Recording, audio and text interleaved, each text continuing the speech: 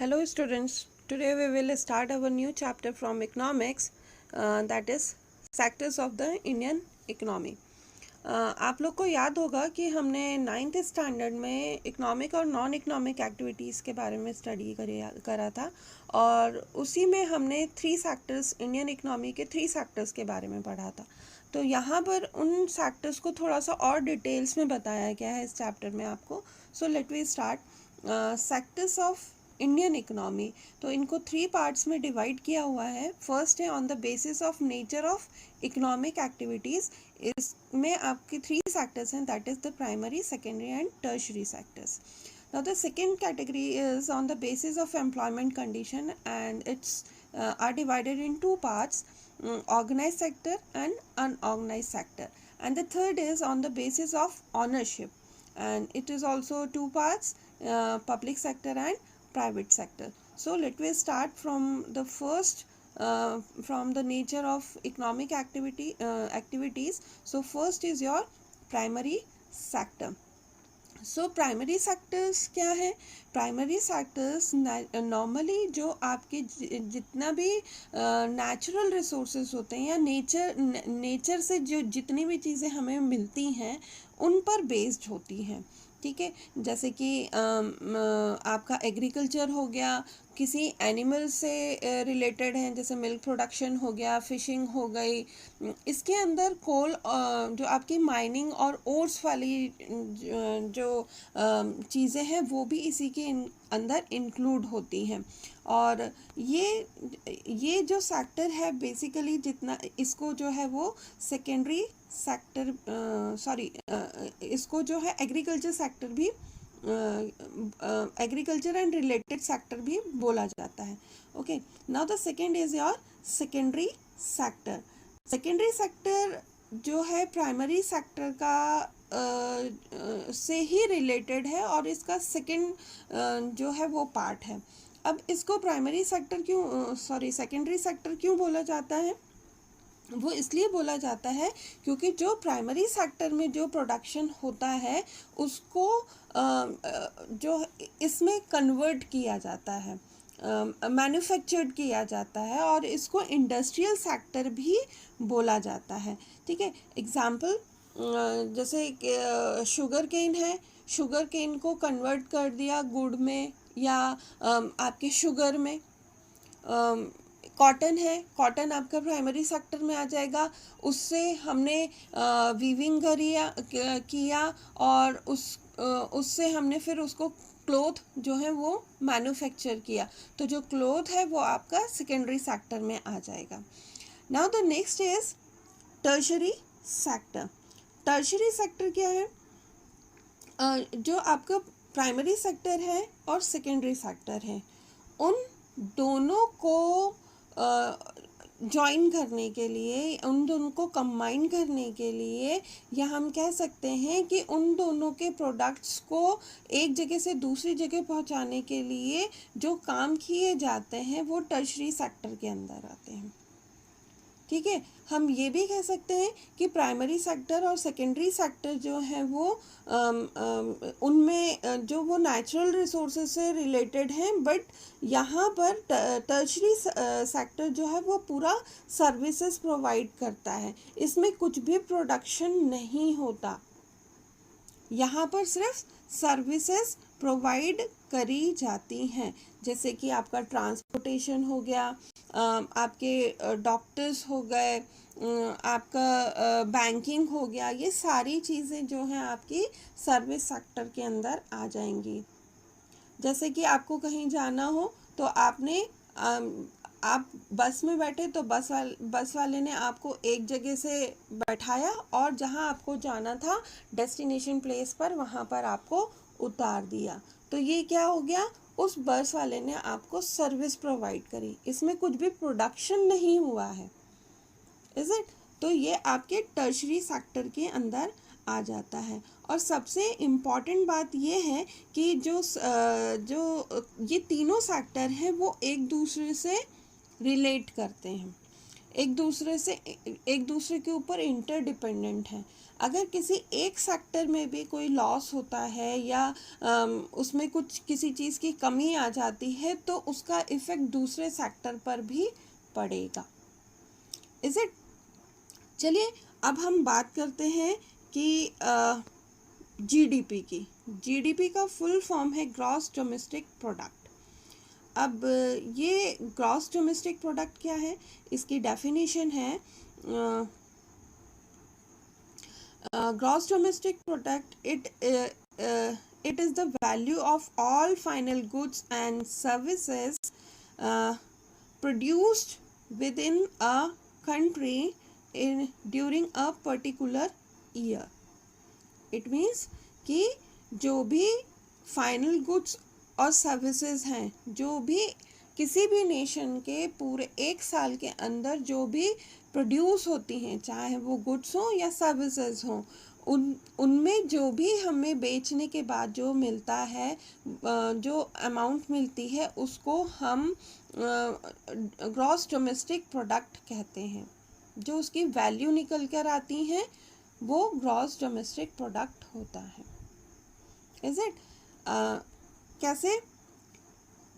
जैसे कि एक फार्मर ने वीट प्रोड्यूस किया और वो 8 रुपीज़ पर केजी का है, ठीक है।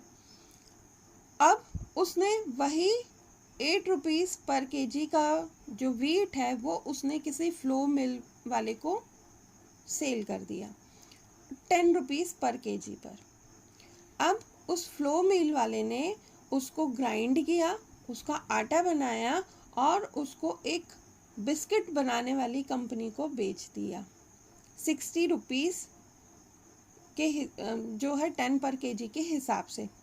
अब वो बिस्किट बनाने वाली कंपनी ने बिस्किट के बिस्किट्स बनाए, उसमें और इंग्रेडिएंट्स डाले और उसके बिस्किट्स तैयार किए और उसने उन बिस्किट्स को 60 रुपीज़ केजी के हिसाब से मार्केट में बेच दिया, मीन्स 15 पर पैकेट के हिसाब से बेच दिया।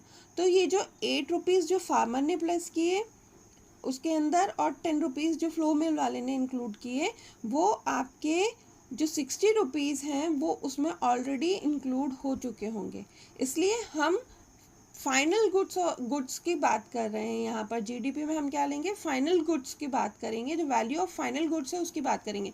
तो जीडीपी में ये 60 रुपीज़ जो है वो ऐड होंगे, ना कि 8 रुपीज़ और 10 रुपीज़ ऐड होंगे, क्योंकि 60 रुपीज़ में ही 8 रुपीज़ और 10 रुपीज़ ऑलरेडी इंक्लूडेड हैं।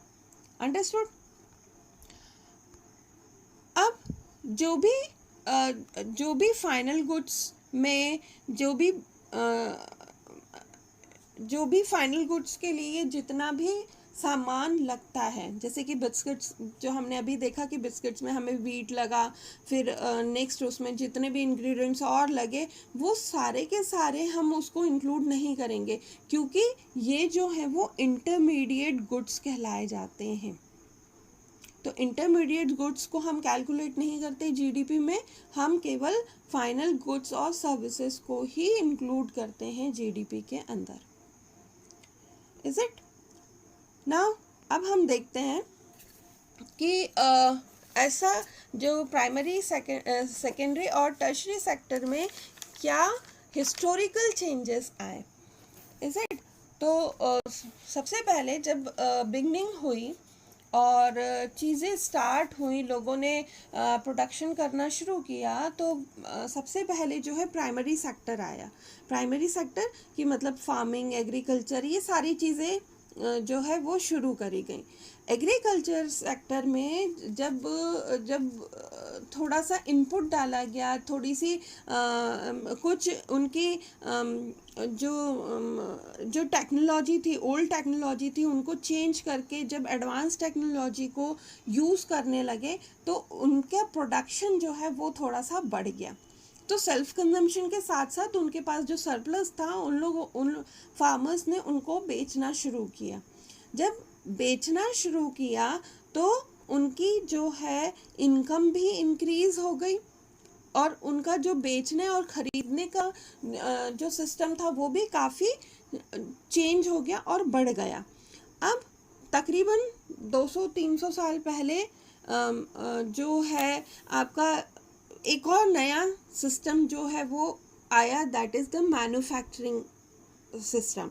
ठीक है, और इस मैन्युफैक्चरिंग सिस्टम के अंदर आपकी मशीन्स जो है वो इंट्रोड्यूस्ड हुई, आपकी फैक्ट्रीज इंट्रोड्यूस हुई, जिन्होंने ये जो प्राइमरी सेक्टर से जो भी प्रोडक्शन आ रहा था उसको कन्वर्ट करना शुरू किया, क्योंकि उस समय तक ह्यूमन नीड्स जो है वो थोड़ी सी और ज़्यादा डेवलप हो चुकी थी। अब लोगों का बेसिक चीज़ों से नहीं मगर उससे भी उनका जो वांट्स थी, वो डिज़ायर्स जो थी वो थोड़ी सी और ज़्यादा बढ़ गई थी। तो यहाँ पर मैन्युफैक्चरिंग शुरू हुआ और फैक्ट्रीज़ का सेटअप हुआ। तो प्राइमरी सेक्टर हो गया, देन उसके बाद में फिर सेकेंडरी सेक्टर का भी जो है वो भी आ गया। जब प्राइमरी सेक्टर और सेकेंडरी सेक्टर जब बढ़े, एडवांस टेक्नोलॉजीज आ गई और थोड़ा सा बढ़ा, तो लास्ट कुछ डिकेड्स से जो है वो जो टर्शरी सेक्टर है उसका भी डेवलपमेंट हो गया। ठीक है, और यही सीन रहता है किसी भी डेवलप्ड कंट्री का कि वो पहले प्राइमरी सेक्टर में रहता है, देन फिर सेकेंडरी सेक्टर में जाता है और देन फिर वो टर्शरी सेक्टर में आ जाता है, क्योंकि वहाँ के लोगों के पास में इतनी इनकम हो चुकी होती है, वो इतना अर्न करने लगते हैं कि वो दूसरी चीज़ों के डिमांड करने लगते हैं। ठीक है, जैसे कि लोग जो हैं वो एम्प्लॉयमेंट दूसरी तरीके से सर्विसेज प्रोवाइड करते हैं, एम्प्लॉयमेंट सर्च करते हैं। जब दूसरा एम्प्लॉयमेंट उनको मिलता है सिर्फ प्राइमरी बेसिस पर नहीं बट अदर सोर्सेज से भी जब उनको एम्प्लॉयमेंट मिलने लगता है तो उनकी सोर्स ऑफ अर्निंग इंक्रीज होती है और वो दूसरी चीज़ों में इन्वेस्टमेंट करने की कोशिश करते हैं।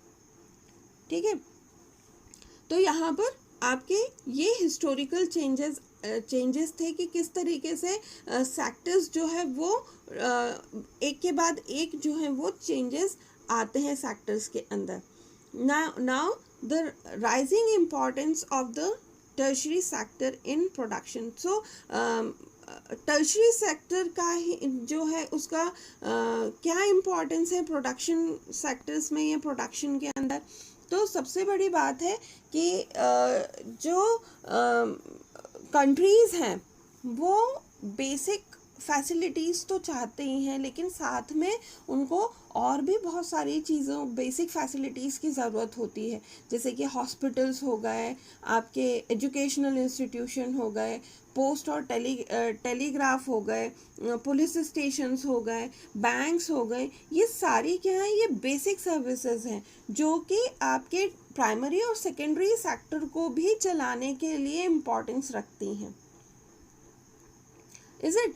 सेकेंड पॉइंट आपका क्या है कि जितना ज़्यादा डेवलपमेंट प्राइमरी और सेकेंडरी सेक्टर में होगा उतनी ज़्यादा ट्रांसपोर्टेशन की, ट्रेड की, स्टोरेज की, इस तरीके की सर्विसेज की डिमांड इंक्रीज होती चली जाएगी।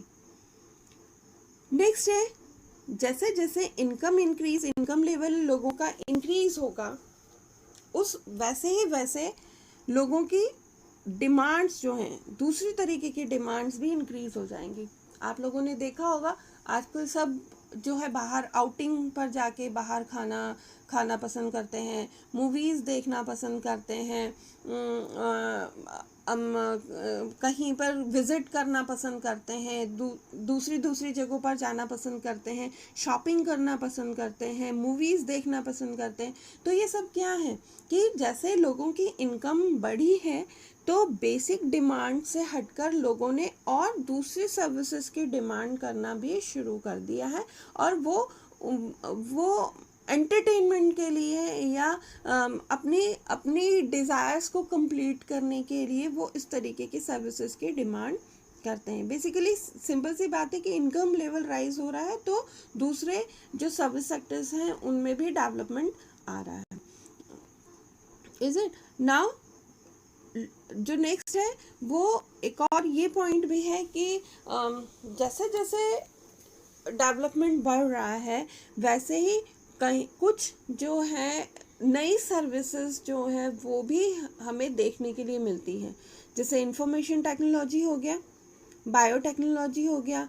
तो इन्होंने क्या किया कि नई सर्विसेज जो हैं वो प्रोवाइड करी लोगों को, है ना, और बहुत सारा डेवलपमेंट भी किया, साथ में लोगों को जॉब्स भी प्रोवाइड हुए।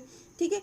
अब इंफॉर्मेशन टेक्नोलॉजी क्या है कि जैसे कि आपका व्हाट्सअप हो गया, गूगल हो गया, ये सब क्या है, ये सब इंफॉर्मेशन टेक्नोलॉजी में ही आ गए। तो इनसे क्या हुआ कि बहुत सारी चीज़ों के डिमांड जो है वो इंक्रीज हो गई है और बहुत ज़्यादा सर्विसेज की भी डिमांड हो गई है। ठीक है। तो यहाँ पर ये एक इम्पॉर्टेंट है कि किस तरीके से टर्शरी सेक्टर जो है वो डे बाय डे इंक्रीज होता जा रहा है, उसकी डिमांड जो है वो इंक्रीज होती जा रही है। इज इट सो यहाँ पर अगर हम देखें तो जो एम्प्लॉयमेंट शेयर है, अब अगर हम बात करते हैं कि एम्प्लॉयमेंट शेयर क्या है तीनों सेक्टर्स का, तो जो हमारा प्राइमरी सेक्टर है, क्योंकि वो बेसिकली बेसिक सेक्टर है, वहाँ पे हमारे यहाँ के आज भी 60% जो लोग हैं वो प्राइमरी सेक्टर में इन्वॉल्व हैं। तो 49% जो है वो हमारा एम्प्लॉयमेंट शेयर करता है प्राइमरी सेक्टर, 24% जो है वो सेकेंडरी सेक्टर जो है वो शेयर करता है, और 27% जो है वो टर्शरी सेक्टर जो है वो शेयर करता है एम्प्लॉयमेंट का।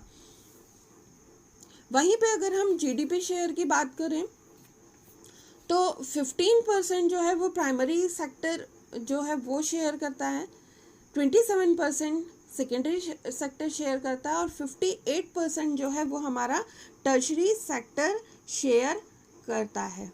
और अब आप ये देखेंगे कि सर्वे जो एम्प्लॉयमेंट शेयर है वो 27% है टर्शरी का, लेकिन फिर भी जीडीपी में 58% कर रहा है। वहीं पे प्राइमरी में 49% एम्प्लॉयमेंट शेयर है, मगर वो 15% जीडीपी में शेयर कर रहा है। तो इसका इतने बड़े डिफरेंस का रीज़न क्या है? तो सबसे बड़ा रीज़न जो है वो अंडर एम्प्लॉयमेंट है। आप लोग को याद होगा कि हमने जो है 9th स्टैंडर्ड में डिस्गाइज्ड अनएम्प्लॉयमेंट की बात करी थी।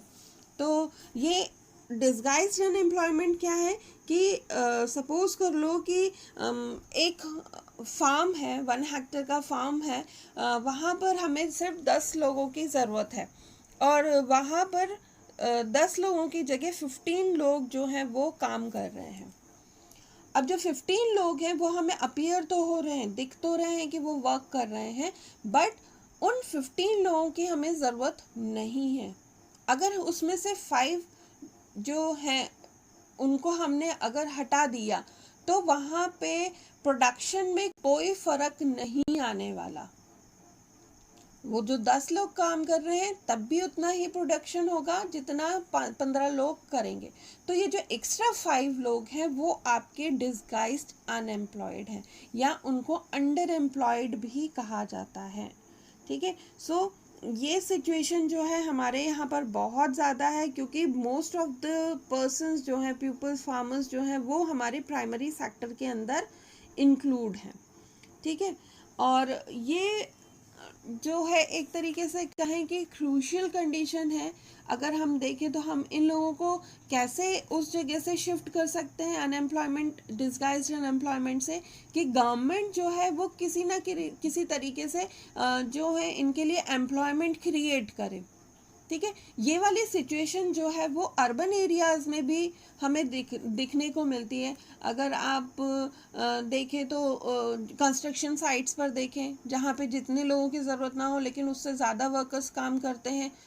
अब क्योंकि ज़्यादा अवेलेबिलिटी है लेबर की, तो उनको इनकम भी कम जो है वो अर्न कर पाते हैं वहाँ से। बहुत सारी ऐसी